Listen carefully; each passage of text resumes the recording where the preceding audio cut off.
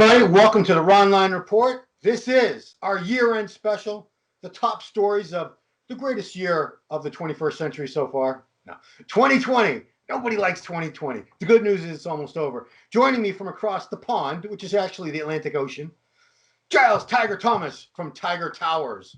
Somewhere in, if you look at England, it's like right there. So, happy holidays, Ron. How are you, mate? How you doing? Doing well, sir. Doing well. Did you get enough to eat over the holidays? I always eat less over the holidays. Oh, geez, you're an amateur. You didn't gain any weight? No weight? Nothing? Well, I'm diabetic, so I have to be careful. So, I mean, I've just had a shot of insulin there, so I'm feeling a bit ropey at the moment. So, if my brain's a bit foggy, not my normal sharp shelf, I'll be fine. Sharp shelf? See, there you go. So, I mean, have some Rice Krispie treats handy, something, just in case. I'll make it worse. So, it was an eventful year. We're going to do these stories we're going to do them chronologically as the year went on, or my best attempt at doing so. I'm just a stickler for stuff like that. So the biggest story that was in the very early part of the year, I think it was late January, Jake Wood bought the Olympia from David Pecker and AMI, and it was the first Olympia change in ownership we'd had since Weider had owned it many years before that. I think Pecker had it, I want to say it was close to 20 years, right? It was I believe it was the 2003 Olympia was when they announced it. It was 2003, 2004 was their first Olympia with AMI. So, yeah. 16, 17 years. They had a good run, but man, we were all so happy because, I didn't really know much about Jake Wood until the last couple of years. I'd known that he was the man behind this company, Wings of Strength, that was pretty much single-handedly bringing back women's bodybuilding and big prizes for his shows and this and that. But I never suspected he was going to buy the entire Olympia. And for an undisclosed figure, we never did get the figure, but I know you were, yeah, I mean, you've told me it's big, guys. You probably couldn't afford it, but, what was your reaction when you found out Jake Wood was the new owner of the Olympia? I was sat in this exact same chair in my my Chesterfield recliner in my office, and Dan Solomon rang me, and he said, "Giles, I've got some big news for you, and I want you to be one of the first to know." I was like, "What's this? What's this?" So he says, Jake Wood has bought the Olympia. And I just went, whoa! I was like, what? And he says, Jake Wood is giving the Olympia back to the fans. And he said, Giles, I want you to be one of the first to know. And I was like, wow. And I remember the message you guys on the group chat. And I said, guys, this is it. And then you did your breaking news, and it was, I think we were the first outlet, the MD was the first outlet to get it out. So, yeah, of course, I was extremely excited. Jake Wood's a really, really good guy. He loves the sport, real passion. I mean, he's, what he did with Wings of Strength and really kept female bodybuilding in the public eye, with the Wings of Strength show and the Rising Phoenix giving away $100,000 cars, $50,000, prizes, and these are shows that weren't even probably making the money back, so this is a guy that really does it with his heart. And I mean, obviously we'll come to the Olympia, but the alliance of Dan and Jake, I mean, what a team up. Shortly after that was announced, Dan's announced that he'd been signed as the COO of the Olympia for 5 years. And as you've seen with this, probably one of the best Olympias or most exciting Olympias of all time, this proved to be a really, really good team up. And I couldn't be happier. So, I had a meeting with Jake actually at the Arnold, if you remember. Yeah. Yeah, he had a really good guy. I like him, and Dan also. And it was like I said, just really, really happy to see that it's not all about checks and balances, and and there's real passion behind everything, every single element that goes into the Olympia organization now. And just useless trivia. People want to know, where'd this guy come from? Where did he get all this money? Because when I interviewed him, that was one of my leading questions. I had to know. He had a company that for years sold like fasteners, nuts and bolts, or something for commercial jets. And he said, if you've flown commercially, my parts were in the plane you were in. So he did that, and he sold that company off a few years back, started up Wings of Strength, and now the Olympia. So there you go. Wow. What a story.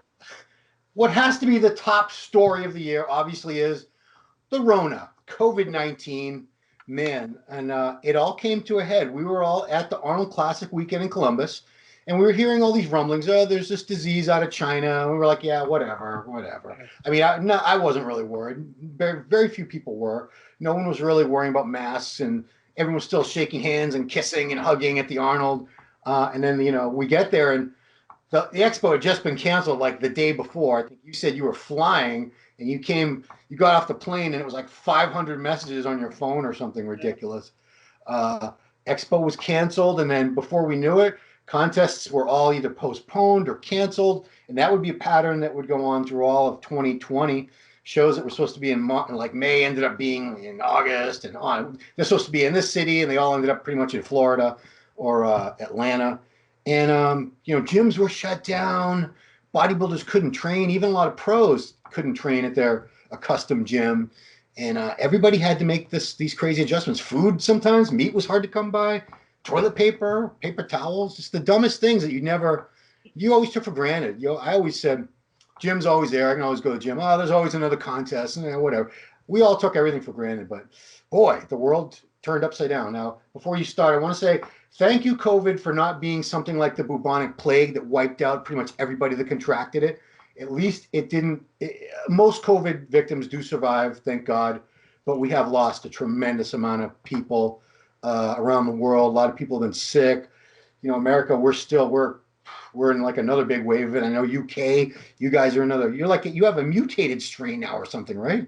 Yeah, it's just developed apparently. It's more resistant to the vaccine and other things. But apparently it always mutates anyway. It always builds resistance and develops and and evolves, I suppose. Yeah. But yeah, I mean, I'll be perfectly honest. From my point of view, I was very, very lucky because I kind of live in the countryside. I live alone. I've got everything in the house I need. I've got my studio, my editing room. I've been training for God knows how many years, so a few months off didn't really kill me. And I've got a treadmill, so I mean, I kind of just made the best of it, But I realized that, imagine if you were living in a big family, or you live in a terrace street, or in the middle of a city. I can't imagine how stressful that must have been for people, and still is.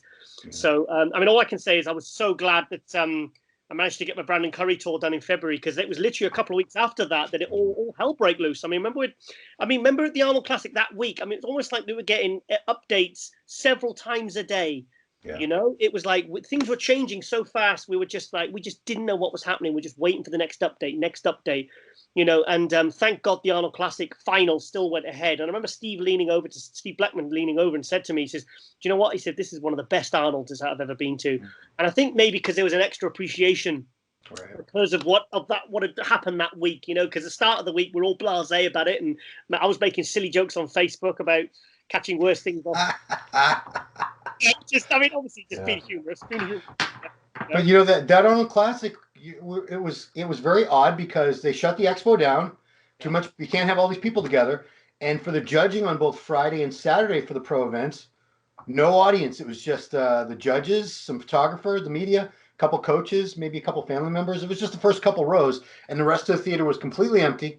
But at the finals for both nights, they had the crowd packed in. They were still trying to figure it out. And I know for me, I thought at that time, this will all blow over.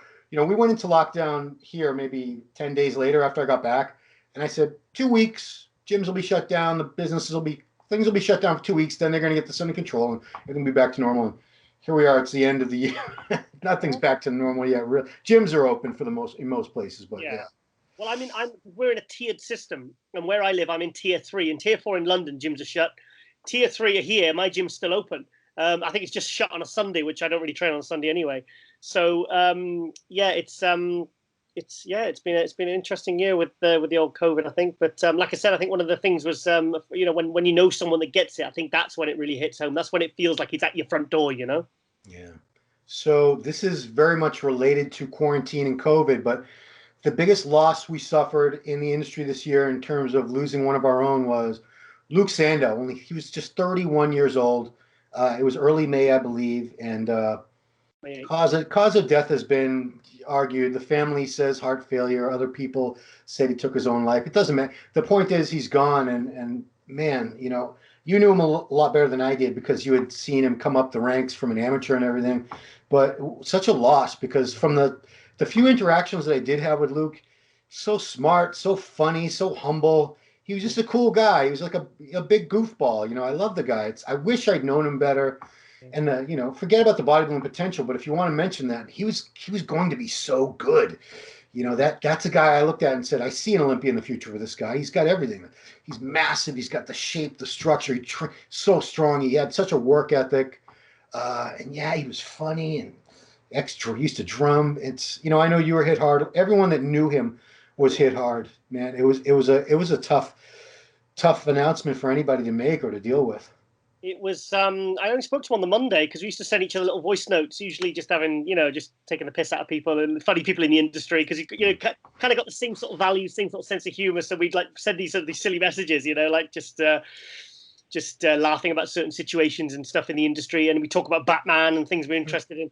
But I'll be honest, I've never, ever in my 25 years, coming into 26 years working in the industry, 30 years or 30 plus years as a fan, I've never seen such a tsunami of grief and people being affected that never even met him, that were absolutely heartbroken. And there's a Facebook group, Memories of Luke Sandoe.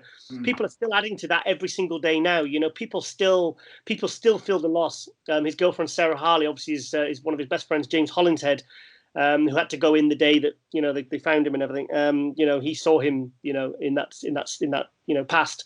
Donna Murphy, they all kind of went into the house. Sarah's she's slowly managing to rebuild her life, and the strength she's shown actually helped get me through it.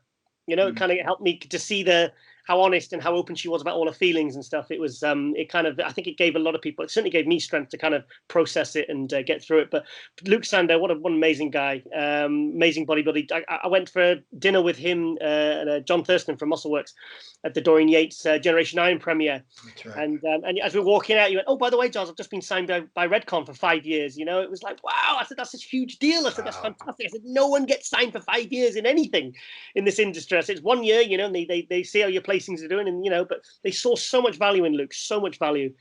And obviously he leaves behind his 2 children. And what can you say? I remember I was driving back. I was just picking the producer up to film with Dennis James. And Flex Lewis rang me and he texted me when I was driving. He says, are you driving? I said, I'm driving. I said, I'll ring you when I get home. And then he rang on the car phone and he told me, and I know he swerved off the road.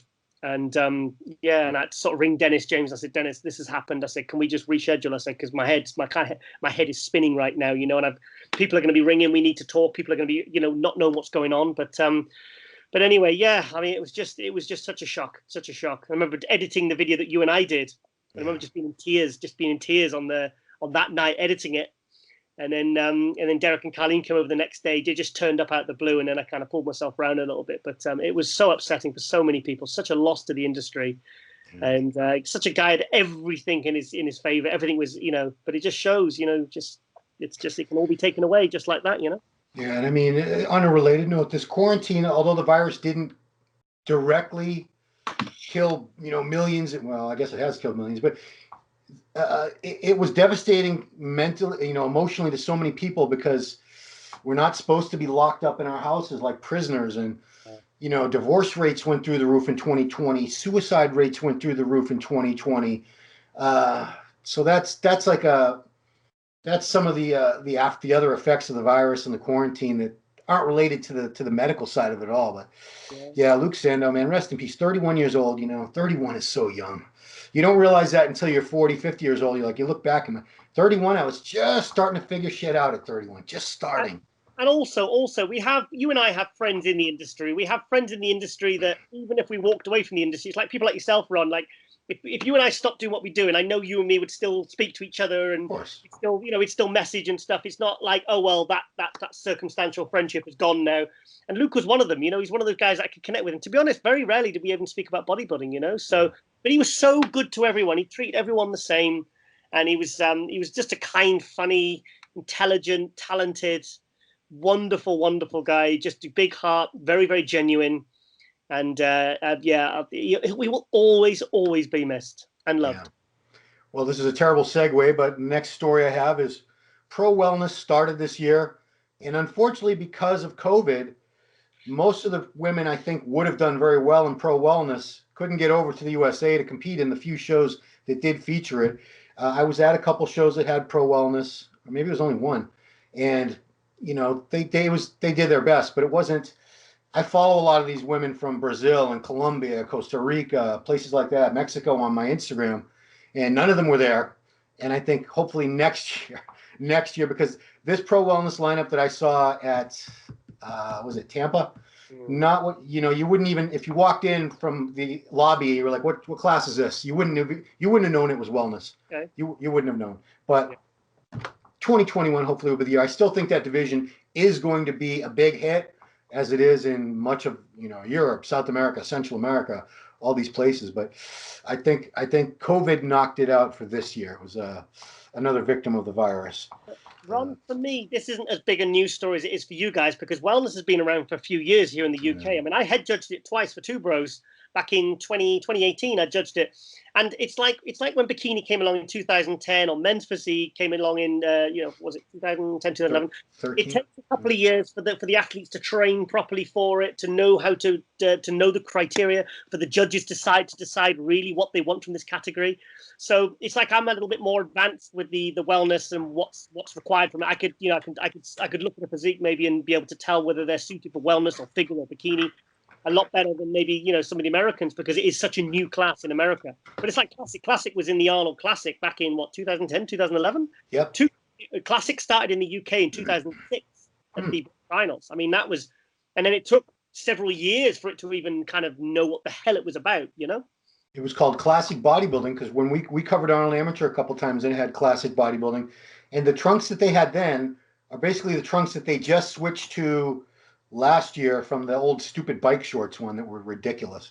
So yeah, usually America's ahead. This time we're way behind, guys, on a couple things. Remember that guy with really shredded ass? What was it? The Italian guy. What was his name? I've got.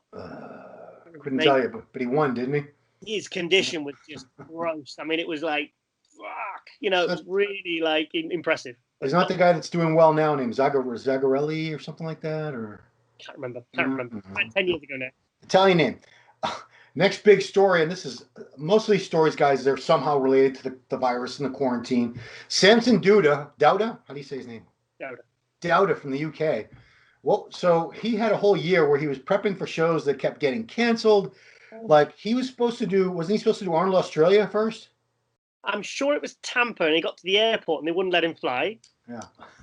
And then it was Korea, and obviously all the terrible stuck in a hotel. Then it was postponed again. Then he was let out to train. Then he was back under hotel quarantine, running on the spot and trying to do workouts with bands and trying to maintain his physique. The food was horrible. He didn't have the proper food. I mean, he was on Global Muscle a couple of months ago, and I'm sure he's been on yours and told the story as well.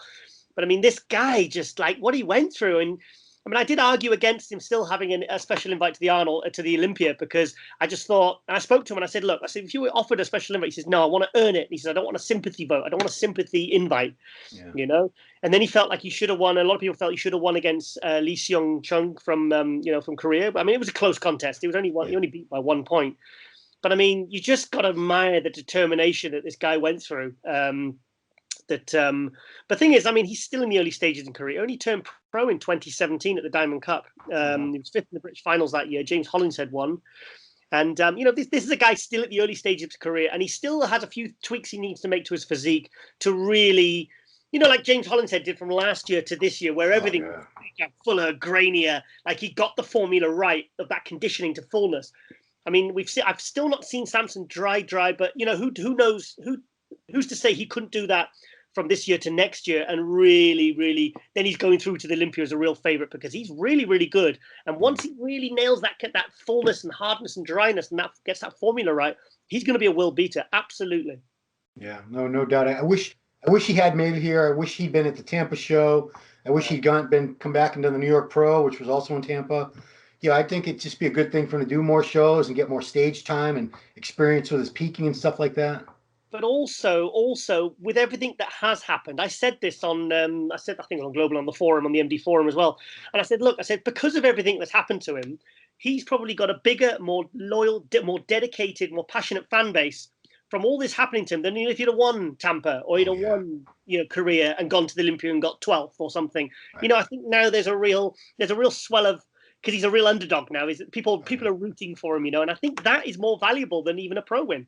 Oh, absolutely. I think if none of that had happened to him this year, if he'd done the Tampa and taken, I don't know, let's say he took like third or fourth or fifth or something, it'd be like, people would talk about him for a day or two and then move on to the next thing. But the fact that he was holed up in this hotel room and was doing videos showing how he was trying to hold his muscle mass, it was fascinating, because you can imagine yourself in that situation, how tough it would be. Would you be able to stick it out the way he did? Everyone's wondering.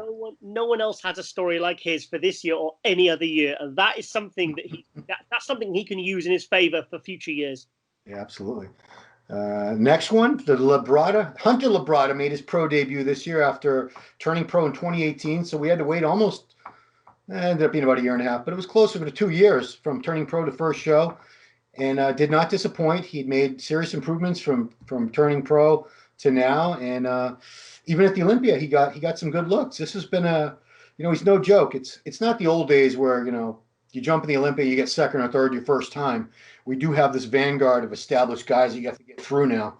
But man, it was a very convincing win at the Tampa show, and again at the Olympia, did himself proud. I thought this was a good glimpse of things to come. I think he's going to be very good in the next year or two. Not too shabby for a rookie year, is it? A pro win at a big show like Tampa, and then he goes and gets 8th place at the Olympia. Yeah. So that's not bad. That's not bad. I felt like it was almost too much hype riding on him for a little bit. I thought, oh my God, is he feeling the pressure here? But I've been keeping an eye on his social media. I've spoken to him, and here's a guy that was because he was ready to compete in like May, wasn't he? Was it earlier? Yeah, May, and then so he said he's been on prep pretty much all year. So you can imagine like that being like within striking distance for like 10, 11 months and holding that level of body fat and training hard and trying. Because remember when the Tampa show was put back, after it was put back, from that time when it was originally meant to be to when it was, he's starting to grow into the show. Yeah. He just got bigger and fuller and harder, and it was almost like a blessing for him. It worked in his favor, because I don't think he looked as good as he did at the Tampa that was put back that if it been originally. Does that make sense? I agree. Well, I think another factor that he's discussed that not everyone's aware of is he had a very bad shoulder injury that he was working around for. I think when he won the Nationals, he could barely train upper body the last few weeks. He was in so much pain. He finally got that he got that fixed surgically, but he lost a lot of training time. So this year, he said this is, even though he was still prepping and everything, it's been the first really good training for like chest and shoulders. He's finally able to go heavy for the first time in a couple of years. So we are seeing not the full potential yet. That's still coming, and that's crazy because he's 5'9", and he was good 255 or so on stage in Tampa. I don't know if he was even heavier at the Olympia or not, but wow. Yeah. So he'll be getting better, guys. Don't worry. Like I said, for a first year, he's made a big statement. He delivered. He won a good big pro show where everyone looked great. So I think he's definitely one to watch in the next couple of years. Yeah. Next story, also made his debut in Tampa. George Peterson III, the Bull. 3 years in a row, he'd taken 3rd place at the Classic Physique Olympia. Realized I'm never going to win the Olympia. This division. Finally listened to all those critics like me who were saying, get the hell out of there, get into 212. And he didn't disappoint either. He was up so he used to have to come down to 192 for Classic, and he was about 210, 211 for the Tampa show. Much, much bigger and fuller. Condition was about 90% of what we'd seen. And then because him and his trainer, they hadn't dealt with the bigger version yet. And they fixed that for the Olympia, and 3rd place in the 212 Olympia behind Clarita and Kamal. So it was a great year for the Bulls. 212 definitely not a bad move for George. You know what? When I heard he was moving up to 212 and he was putting all this body weight on and he was going to struggle to make 212, I was worried that his waist was going to go thick. But if anything, there was a video he posted, I think about 2 weeks before the Olympia, and he was just like a hands on hip most muscular, and I was like, is that from a funny angle, or his waist looks about 4 inches smaller? Because everything else was so much bigger. But here's a guy that is it's like Sean Clarida, just every single year has just improved. But I think at 5'8", I think his destiny lies in the Open. I really do. I think I was happy. I wanted him to make top 5 at Olympia. I think if he hadn't made top 5, then I think it would have been a bad move for him to go to 212. But he got 3rd. And he beat Derek Lunsford, who was was a huge name, 2nd 2 years running. Yeah. So I just personally, I still think he was slightly harder as a Classic. The thing is though, when we're talking like 95% condition for George, we're talking still the hardest guy up there. Yeah. Still you're comparing because of our memories. Like our memories. I'm comparing him to how he looked at the Classic. But the thing is, we're factoring in he's like 20 pounds heavier. I was just looking at the article that was in MD this month. The one that his coach wrote, Justin. Yeah, like saying, like, look, this guy is like, you got to bear in mind, this guy's going to be 20 pounds heavier. Yeah. And it's just like, you know, on a 5'8" physique, that's seriously impressive, isn't it? You know, it's, I think with George, I'd like to see him do another year in the 212, and he's got to move up to the Open. Come on, we want to see what he really can do with that frame. Yeah, because, you know, he wants to win the 212 Olympia now, but, you know, 5'8", I don't know if it's ever going to happen. Just, I mean, we got a 5'2", 5'1", 212 Olympia champion now, who looks like a little tank, a little Ronnie Coleman. We'll get to that. So now we're going to start talking a little bit more about the Olympia. So before the show got moved, which we'll get to, we had two big comebacks. Biggest one, of course, Phil Heath after 2 years away. And we also had Oksana Grishina, the four-time champ, coming back after a few years away. But we'll focus on Phil because everyone was so excited. Everybody wanted him in the show last year.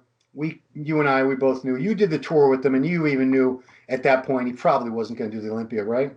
Last year? He was teasing us at the start of the tour, and I was looking at his condition. I was thinking, if he jumped on a 6-7 week diet and really focused when he got home, you know, he could do it.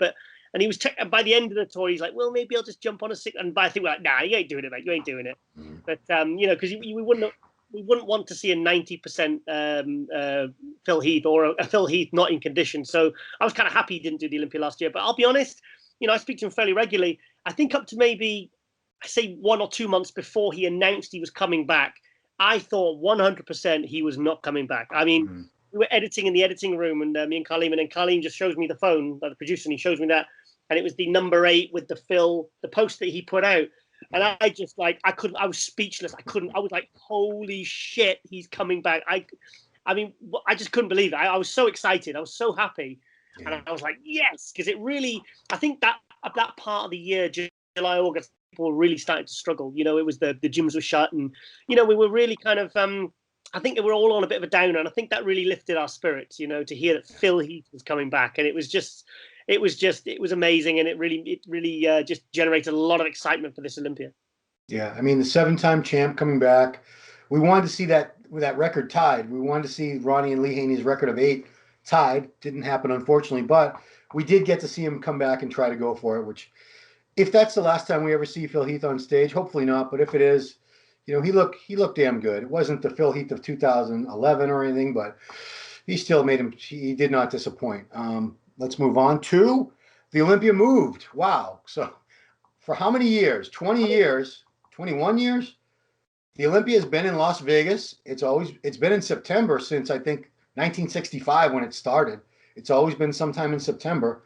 But 2020, you can't count on anything, guys. So to save the show, to make sure there still was an Olympia this year, Jake Wood, Dan Solomon, Tamara Gundy, that whole team, they decided to move the show, push it back to the end of December or the middle of December, in hopes that, you know, quarantine restrictions, things would be better. We're always hoping a little more time, the travel bans will be lifted, this and that, things will be easier, we can have crowds, we can sell this and that.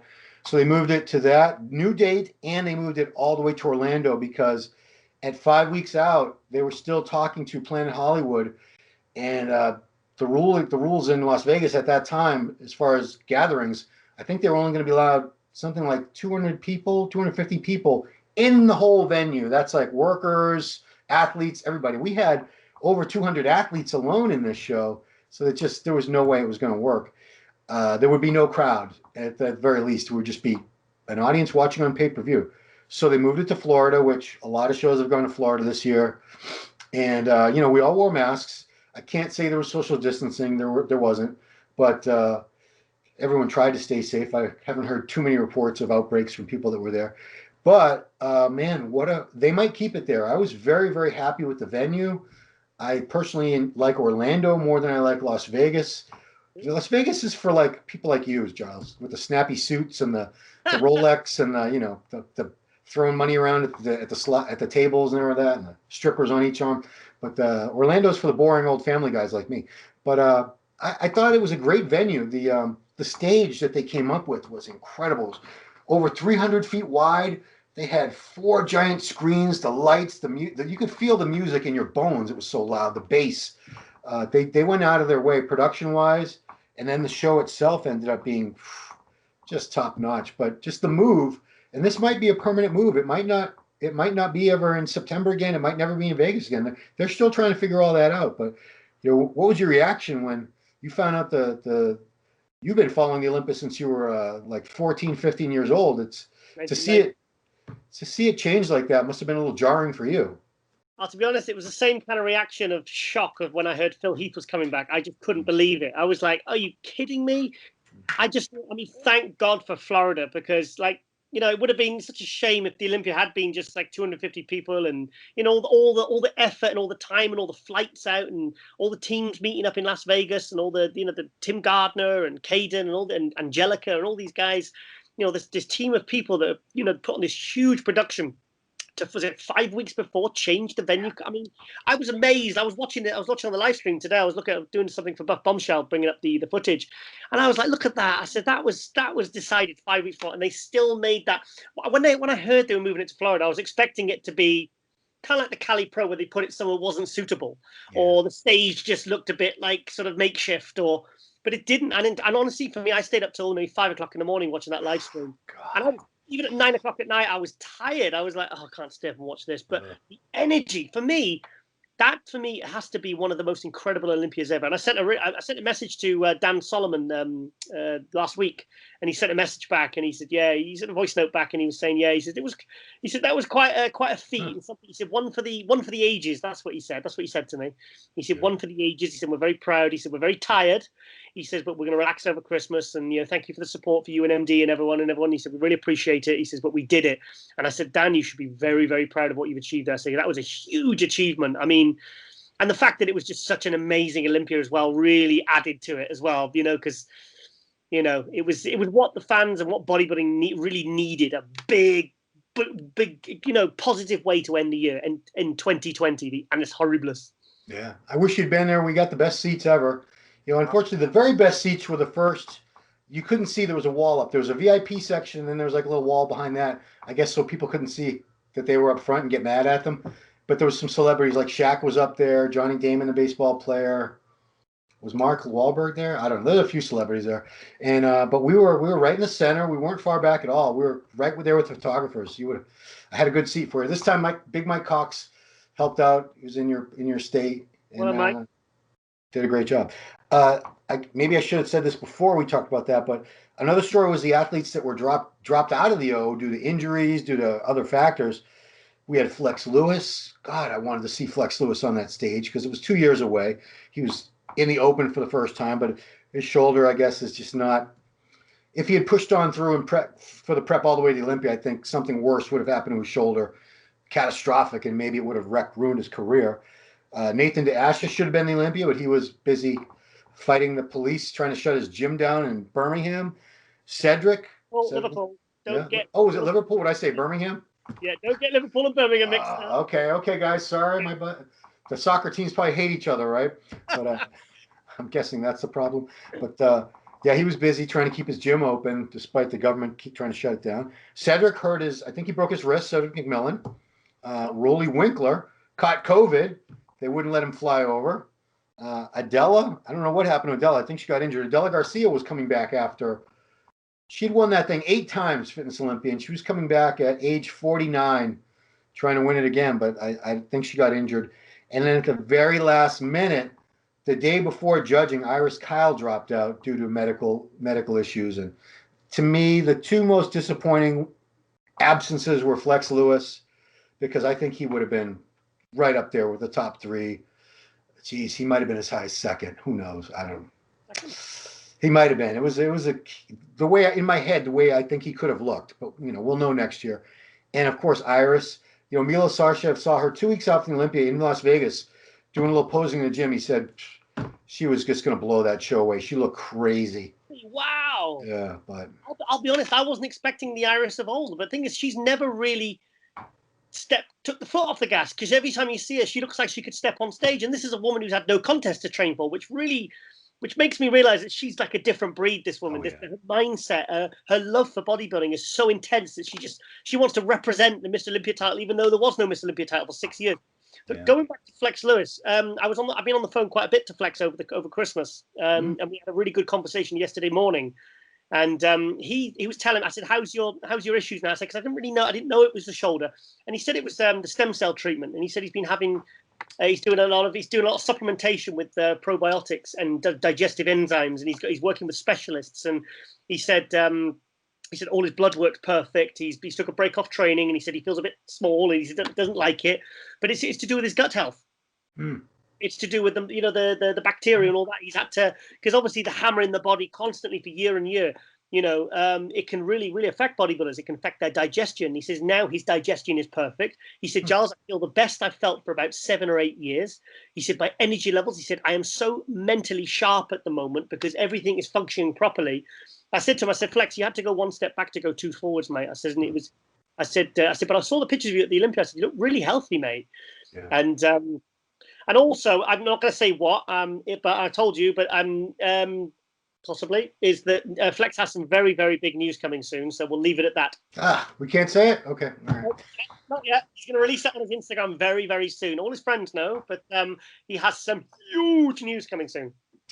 So his shoulder, was his shoulder injured or not? He didn't even mention the shoulder, mate. I just said, what was it? I said, I didn't really, I just knew that you were out of the Olympia, and I didn't really want to bug you by messaging you saying, what's the matter? What's the matter? I said, it was to do with his gut health. He said it was causing digestive problems. Because I remember, was it 2014? He had he was throwing up backstage.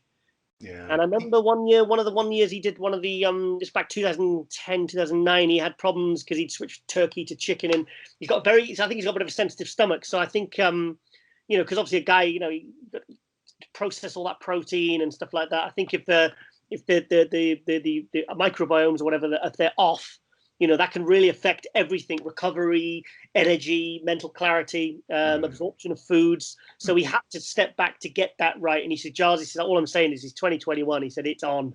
It is on. He said, I'm feeling the best I've felt for years. So I'm really excited to see what Flex is going to bring in 2021.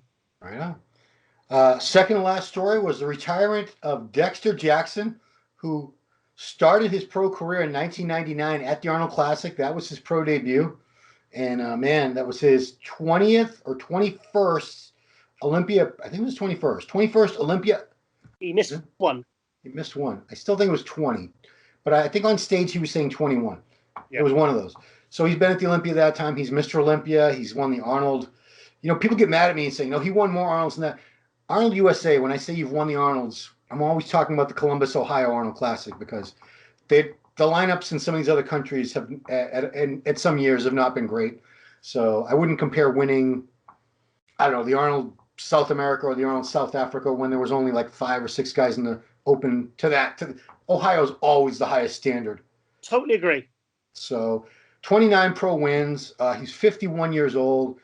It was an emotional moment because they brought his whole, feels like a dozen or 15 family members on stage hugging him, and he broke down. He was trying not to cry and everything, giving the speech, letting us know he's not leaving the sport. He's always going to be a promoter, and he'll always be involved with the sport, but he knows it's time to walk away now.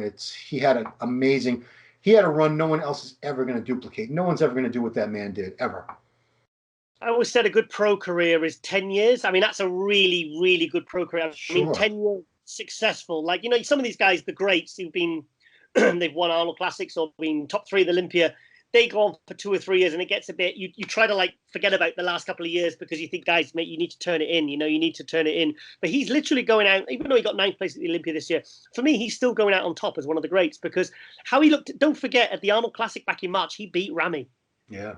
He beat Ramy, and no one would have argued if he had beat Bonac. I mean, I had Bonac winning, but no one would have argued if Dexter had won the Arnold Classic this year, beating William Bonac, Steve Crooklow, Big Ramy, Sergio, these big names, the second biggest contest in the world. And he looked fantastic. And I just think, I was there when he won his very first pro show, the 2002 British Grand Prix. Yeah. Yeah, he was there. It was his first pro win, and he beat Dennis James. Dennis James was second.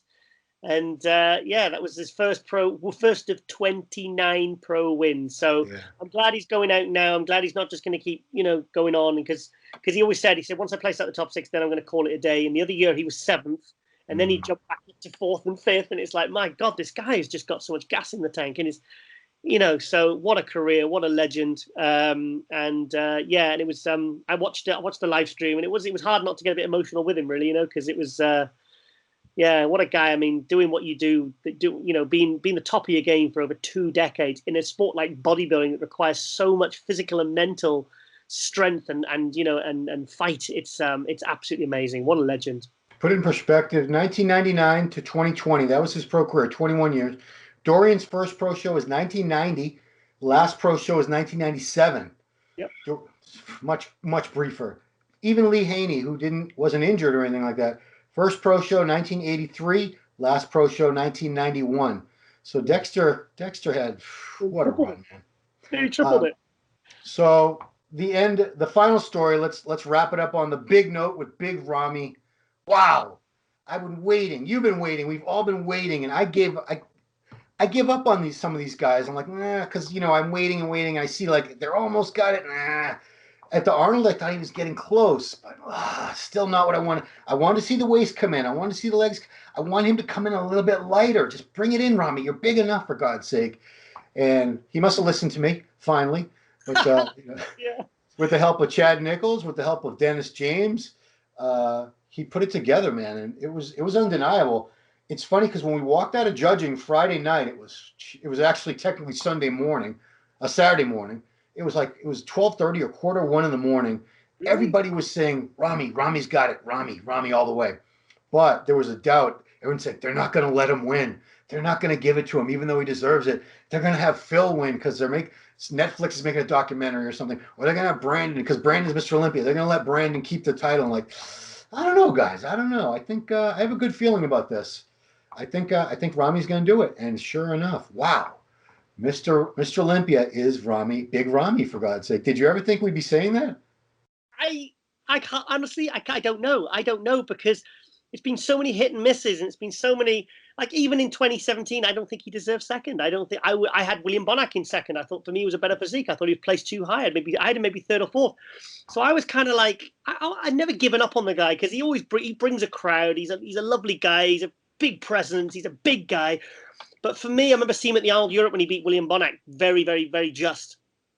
And it's like side chest, side tricep, beautiful, fantastic, really aesthetic, really good, shape, mass, everything's there. Readable bicep, great. Rear lat spread, great. But from the frontal bicep, the front avant thigh, the front lat spread, all the front shots, the too wide, and for me that was always going to mean that he was always going to be passed over for the guys with the better structure and the better muscle quality and the separation and the better leg separation, which he clearly lacked. I mean, he's got the biggest legs in the world, but they did lack separation. And then he did it this year. He did it. I mean, it was like watching a Hollywood movie. It was just like how when he hit his front lat spread, it actually looked like a proper V taper. Now there was a small waist, and it's exactly what you expected and what you wanted from him for so many years. It was. I can't explain it, mate. What an end! And did you see the reception he got when he went back to Egypt? Yeah, the pictures I put up. Yeah. I think that I didn't see, but did the president actually greet him? All the TV crews. I mean, there's hundreds of people there. And I love to see that because, I mean, if you've interviewed him several times, I've been around him, and he's such a nice guy. He's such a good guy, and his friends love him, and he's just always smiling. He's got a nice vibe about him, and I think I think there's not a single person on the planet that isn't genuinely happy for him because, I think we're just happy to see him nail it, to see him. I don't know. It was just a great end. It's funny because up until maybe a couple weeks before that, there were a lot of people saying, he shouldn't have got a special invite for the Olympia. He should have had to earn his way there. He doesn't deserve a special invite to Olympia. Come on. And then the guy ends up winning. I don't know. Did you know what a year he had? So he was he went to Australia to compete, I think. Couldn't compete. The show got canceled. Couldn't get back to. Then I think he tried to go back to Egypt, but he was stuck in Dubai. They wouldn't let him travel. He was stuck there for like 4 months. His family was in Kuwait without him, struggling. And then he had to move back to Egypt. His friend talked about this at the seminar Sunday morning because Ramy's so humble. He's not going to tell people how rough a year he had. So he had to move back to Egypt. And he's from some little fishing village. That's where his family's all from. But there's no gyms or anything there. So he had to move to the capital city of Cairo. He didn't know anybody. He had to find a living situation, car, get his kids in school. He had to figure all that out while he's trying to start prep for what would have been the Alicante show, the Europa Pro. And then he's at the airport waiting to fly to Alicante, and his friend rings him up and says, I'm sorry, Ramy, that I have the COVID results, you're positive. And he thought he was joking. He's like, no, come on, man, for real. He had COVID. They wouldn't let him compete. And Yeah, he would have won that. You know, no offense to James Hollingshead, but I think Ramy, even 80% Ramy, would have won that show. He's big Ramy, for God's sake. So then special invite comes along, thank God. Goes to Arizona, stays with Dennis James for 3 weeks, and he put it all together. And nobody booed when he won. Which I've been to so many Olympias, and there's always boos from somebody in the peanut gallery who wanted their guy to win. But everybody was so happy for Ramy. How can you not be happy? The guy's he's a good guy, man. He's just always smiling, soft spoken. He's just a nice guy, and he's big. If you like Mr. Olympia to be a big, massive 6 foot, wide as a jet plane, this is your man. This is your stand. I don't know if it's the standard we're gonna have now, but wow, what a storybook ending to that show.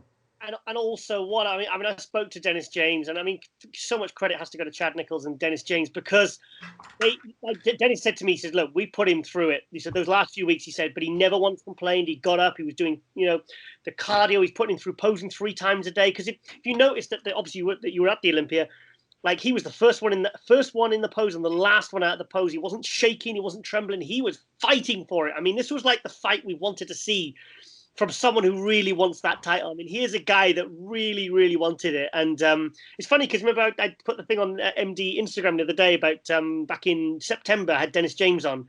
And I was talking about Ramy, and he says, if he's back home in Cairo, in Egypt, he ain't training hard. He says, when I get off the phone, I'm going to call him, and I'm going to get him to come stay with me. He says, after Ramy, I said I'd never have another athlete in my house, and I never have. But for Ramy, he's my friend, and I will. He said, I'm going to do it right now. So it was really nice to see, like, that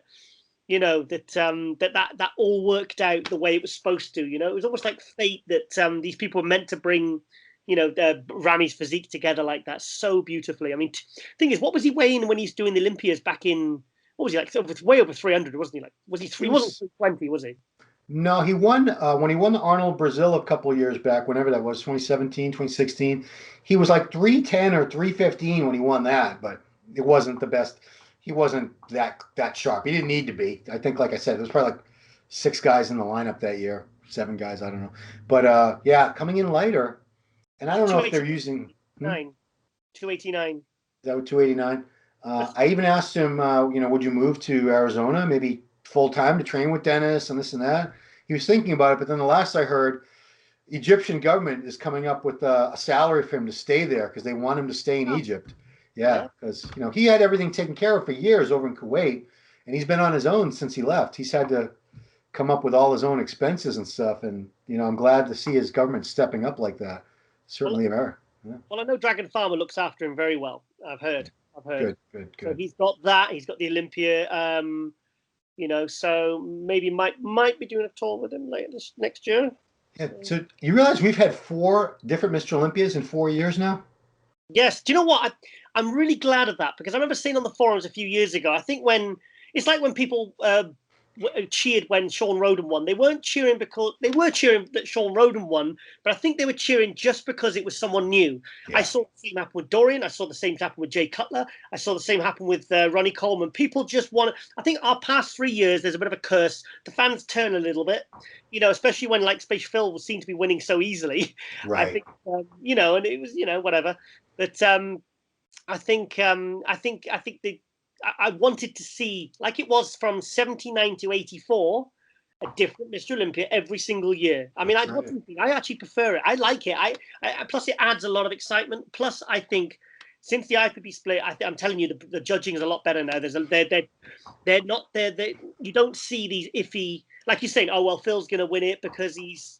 Even if the fans are saying, even if he's not as good, he's gonna win. And it's like, well, they're judging literally what they see on them. And also, did you notice with the booths and the judging booths, they were all screened off? Oh no, I thought that was because of COVID. Well, it probably was, but the Tim Gardner took a photo of his boat, and it was literally he's enclosed. So any kind of collusion. Say they're all conferring. It's like, no, there was no conferring because they couldn't. I mean, not saying they would, but they certainly weren't. So I liked it. Was good. I think there was good judging. I think there was very it was bold judging, and I think it was I think the right man won. I think he was fantastic, but also Brandon Curry as well. Brandon Curry for me, I think this how he looked this year, I think was extremely impressive. But that was another highlight of the show to see how much he improved. He looked so sleek and he looked so polished, and he looked more of a Mr. Olympia this year than he did last year. I know. And if Ramy had showed up looking like Ramy usually shows up, Brandon would have kept the title. Yeah. But nobody saw. We all wanted to see this version of Ramy, but we weren't. I wasn't like expecting it. I'd be like, if once he showed up looking like that, I was very, very happy to see it. But I was never holding my breath because, like I said, he's been so hit and miss over the years. Sometimes he looks more impressive than others, but I think he's putting it all together.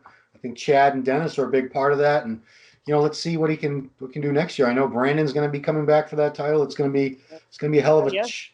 Flex will be back next year. It's going to these guys that were knocked out for whatever reason, they'll all be back. It'll be a good one. I spoke to Ronnie Coleman. Let me pull the message up quickly. Hang on, where is he? I spoke to Ronnie Coleman the other night, and I said, "What do you think about? What did you think of?" Here we are. And he said, "Well, once I heard he was working with Chad, I knew it was a done deal. Chad won 8 Olympias for me. I know he can Ramy at least 4 to 6 or more." Wow. So that's what Ronnie Coleman said about Big Ramy's chances of becoming a multiple Mr. Olympia. Yeah. I mean, if he gets better, if he keeps improving, and I don't see why he wouldn't. He's got a good team now, and I think he's working on things that maybe weren't being worked on for a long time. How old is Ramy? 34, 36, might be 36 now. But, that's still very young. I think Ronnie won his first Olympia around that age, too. So yeah, I mean, he might hold that title for a while. We'll see.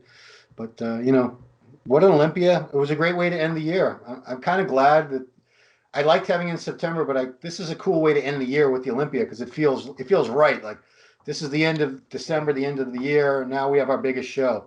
It just seems more organic that way to me.